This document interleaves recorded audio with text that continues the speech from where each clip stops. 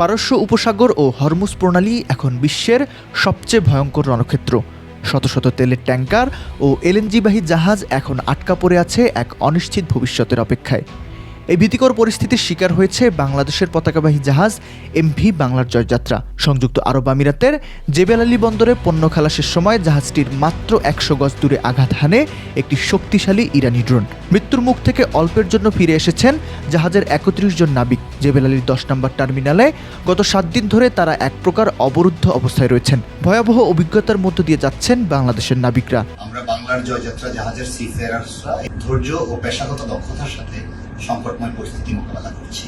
গত ২৭ ফেব্রুয়ারি জেবেল আলী বন্দরে নোঙর করে বিএসসির জাহাজ এমভি বাংলার জয়যাত্রা। ৩৮,৮০০ টন স্টিল কয়েল নিয়ে আসা এই জাহাজটির পণ্য খালাসের কথা ছিল দ্রুতই, কিন্তু যুদ্ধ পরিস্থিতির উত্তাপ যে তাদের ঠিক দোরগোড়ায় পৌঁছে যাবে তা হয়তো কেউ ভাবেননি। গত শনিবার জাহাজ থেকে মাত্র ১০০ গজ দূরে একটি তেল সংরক্ষণাগারে যখন ড্রোন বিস্ফোরিত হয় তখন পুরো জাহাজ কেঁপে উঠেছিল।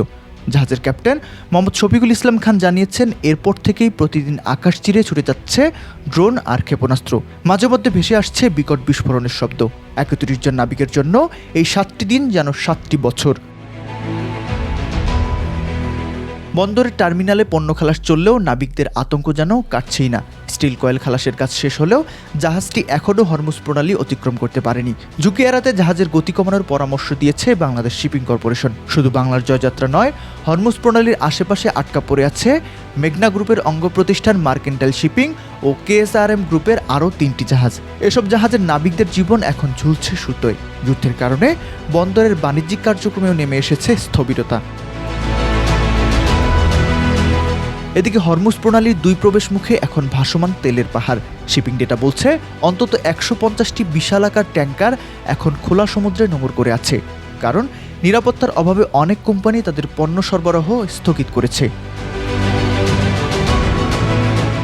জাহাজে পর্যাপ্ত খাবার ও জ্বালানি আছে ঠিকই, কিন্তু অনিশ্চিত এই সময়ে ঘরবন্দি ৩১টি প্রাণ প্রতিনিয়ত প্রিয়জনের জন্য আর্তনাদ করছে। বাংলাদেশ শিপিং কর্পোরেশন নিয়মিত নাবিকদের সাথে যোগাযোগ রাখছে এবং সংযুক্ত আরব আমিরাতে বাংলাদেশ দূতাবাসকেও বিষয়টি গুরুত্বের সাথে দেখার অনুরোধ করা হয়েছে। কিন্তু প্রিয়জনদের কাছে ফিরে যাওয়ার পথ যেন দিন দিন দুর্গম হয়ে উঠছে। আকাশপথে ক্ষেপণাস্ত্রের ছোটাছুটি আর সমুদ্রের ঢেউয়ের মাঝে এই ৩১ জন নাবিকের বেঁচে ফেরার আকুতি এখন পুরো দেশবাসীর প্রার্থনা। একদিকে জ্বালানি সংকট, অন্যদিকে আন্তর্জাতিক বাণিজ্যের এই অচলাবস্থা, সব মিলিয়ে বাংলার নাবিকদের এই বন্দিদশা যেন যুদ্ধের এক অমানবিক প্রতিচ্ছবি। তারা লড়াই করছেন সমুদ্রের ঢেউ আর যুদ্ধের ডামাডোল দুটোর সাথেই।